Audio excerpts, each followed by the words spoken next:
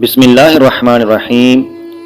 आज की मुफीद मालूमात में बुखार और खांसी में कौन से फल खाना मुफीद है, आज इस वीडियो में आपके साथ शेयर करते हैं। नंबर 1, सेब से इलाज।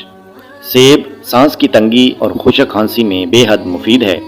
जो बुखार में मुब्तला हो उसको सेब खिलाओ कि सेब से बेहतर और कोई चीज़ नहीं है।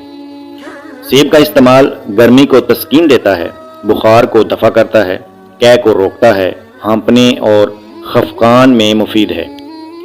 पेचस, टाइफाइड, तपदिक, खांसी, दमा, जोड़ों के दर्द और वबाई अमराज में सेब का इस्तेमाल मुफीद है। नंबर 2, फालसा से इलाज। बुखार की बेचैनी, प्यास और पसीना के ज़्यादा आने में फालसा की तासीर बहुत अहम है। तेज़ बुखार में फालसे का जूस पीने से मरीज़ की तस्कीन होती है।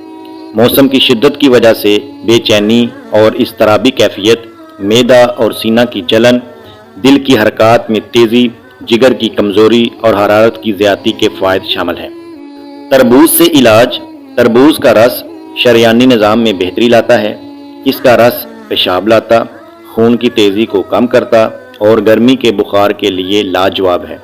खुशक खांसी में भी मुफीद है। आड़ू से इलाज।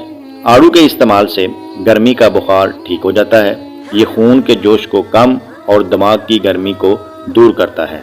तो मोहतरम प्यारे नाज़रीन, हमारी इस वीडियो को ज़्यादा से ज़्यादा अपने दोस्तों तक शेयर कीजिए और हमारे चैनल को सब्सक्राइब कीजिए। शुक्रिया।